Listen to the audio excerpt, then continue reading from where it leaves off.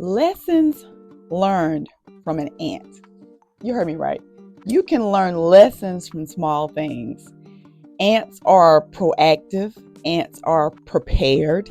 Ants are productive. Ants are persistent.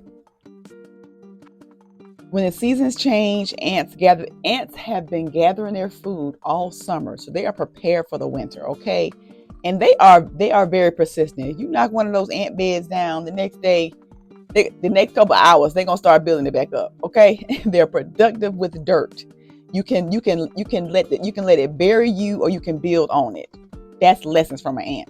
Here are my top 5 lessons learned from last week. That number 1, lessons from an ant. Okay, who would have thought you can learn a lesson from an ant? They are proactive, prepared, productive, persistent. We could take some of those tips for ourselves, right, and implement them in our lives. Okay, so lesson number 2. Pride comes before the fall. What has pride costed you? Pride comes before the fall. What has pride cost you? I have seen pride cost relationships. I've seen pride cost friendships. I've seen pride cost marriages. I've seen pride cost jobs. What has pride cost you? God's plan, lesson number 3. God's plan for your life is much bigger. That's why the enemy is trying to take over your mind with that doubt, with that anxiety, with that depression. His plan for your life is so big.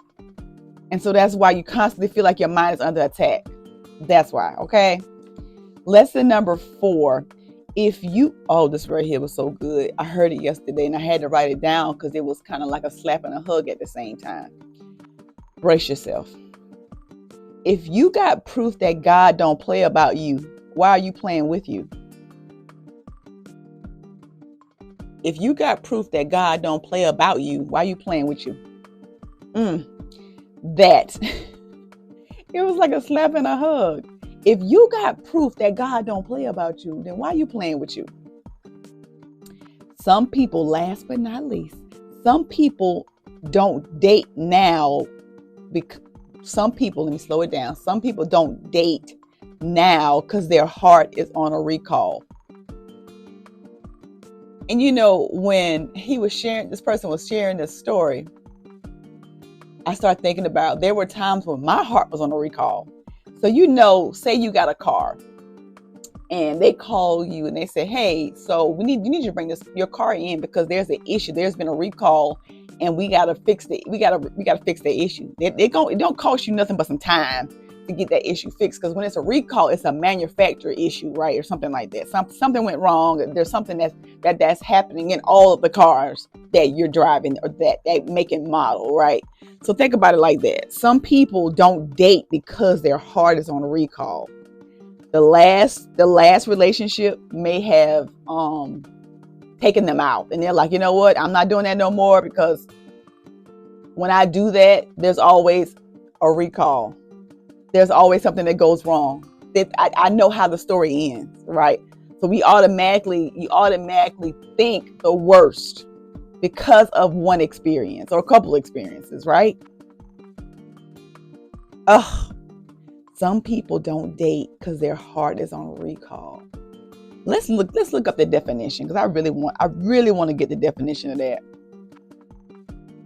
because it just makes sense when I like to just dig into it and try to make it make sense, because it may not make sense me just saying it like that. Recall definition. Okay, so let's look what it says. Okay, to bring back to one. Okay, so recall.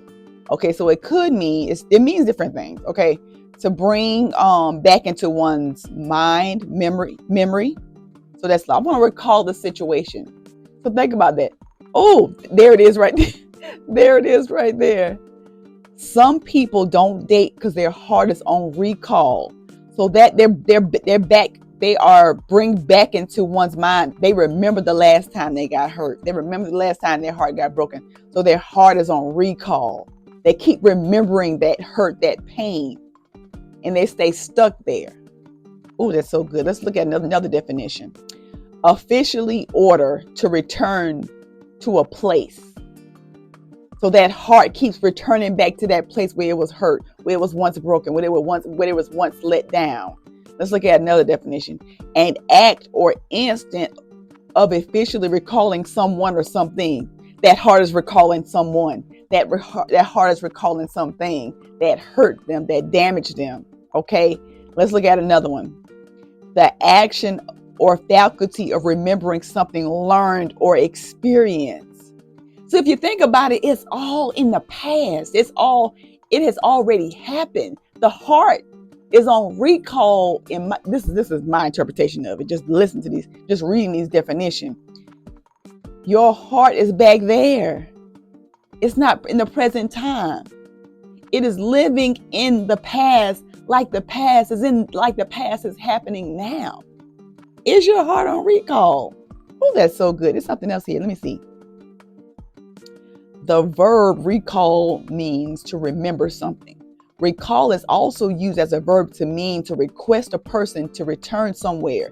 It used to be a noun. It is used as a noun to refer to an order by a company or manufacturer by a product to be returned for some reason, especially a defect.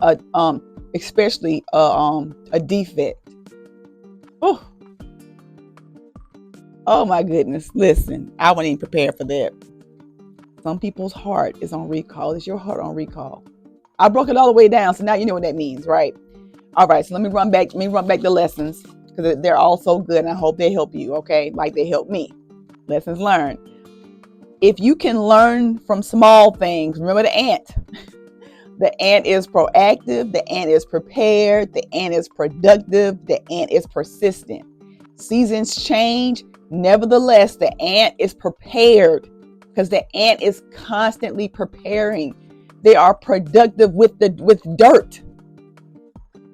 Whew. You can let it bury you or you can build on it. Lesson number 2, pride comes before the fall. What does pride cost you? Is there someone that you need to apologize to, but your pride won't let you? They're going to apologize first. They're going to do it first. Think about that. God's plan, lesson number 3, God's plan for your life is so much bigger. That's why the enemy is trying to take your mind. Do not let that enemy take your mind. Pull out that Bible, pull on those scriptures to counteract those negative thoughts. Those negative thoughts are automatic. Okay? Lesson number 4. If you got proof that God don't play about you, why are you playing with you? Stop playing with you. Some people, last but not least, this one right here, I think is my one of my favorites. Some people don't date now because their heart is on a recall. Some people don't date now because their heart is on a recall. Here are my lessons. I hope these lessons are helpful. I hope they help you. If not, share it with somebody else and let it help them. Okay? I am complete. I hope you have an amazing week. And if you want more videos like this, or you have certain topics you'd like me to talk about, contact me. If you want some coaching, some one-on-one coaching, or have a conversation, contact me. Subscribe to my YouTube channel because I'm going to place this video there, or you can subscribe to my subscription community here on TikTok, where I give a bit more deeper information, deeper lessons, deeper trainings over there. Facebook as well. You can join my private community, the journey to wholeness. And then I have a coaching community as well, which is a paid subscription. So either way, those are all the things.